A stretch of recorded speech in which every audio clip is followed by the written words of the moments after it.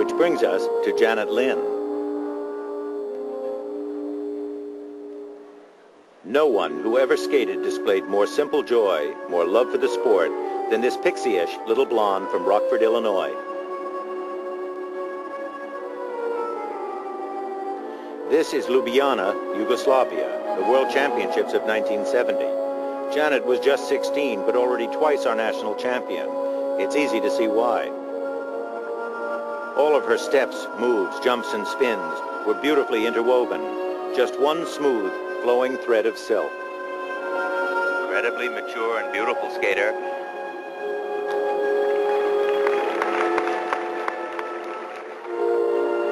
The ease with which she takes these first jumps in axel. Now, double axel.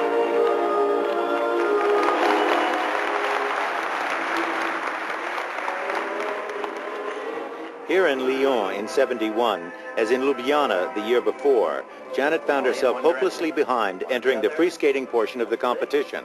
Double toe loop. She's held this performance beautifully so far.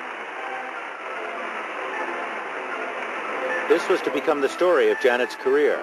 She skated at a time when there was no short program, when figures, not free skating, carried most of the weight of the scoring, and when the greatest skater in the history of school figures, Trixie Schuba, was sharing the ice. And so here, typically, Janet was fifth after the figures, but her free skating ignited the crowd. Listen to this.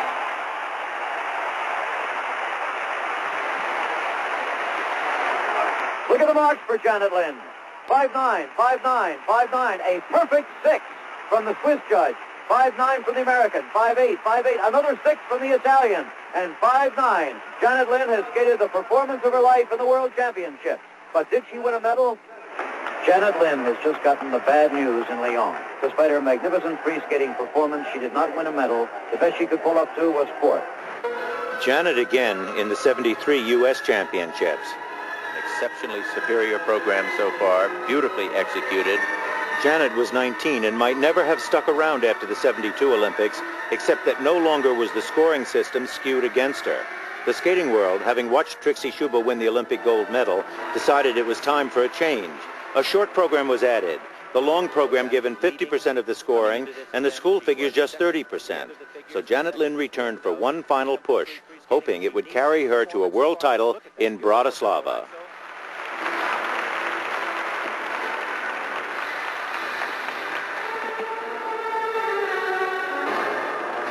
It's of skating like this that world championships are made. Janet Lynn looking just fine, just great. A month later in Bratislava, in the new short program, all her hopes and dreams, all that she had waited another year for, was suddenly wiped out. And again, just 40 seconds later, and another fall. Near disaster has struck Janet Lynn in the World Championships. Certainly looks like the regular Janet. If ever there was a day when Janet Lynn did not want to skate, it was the next afternoon, the long program. It was one of her greatest performances, but too late. And that one was okay. That one was okay. She really seems to be with it now. Janet, that must have been one of the most difficult moments you've ever had. I think it was, but it also paid off the most. There's the second set of marks. A 6 from the East German judge, a 6 from Austria. And so she never won an Olympic gold medal or a world title. But in the end, Janet Lynn, as well as the skating world, came to realize that it didn't really matter. Just terrific. Thank you, Jim. I'm just so... My parents and my coach were never really big at, you have to win this. You know, we want you to win this, and that wasn't ever the purpose of my skating, to win. And I really believed that God had given me the talent, and what I wanted to do with my skating throughout my career was to show His love when I skated.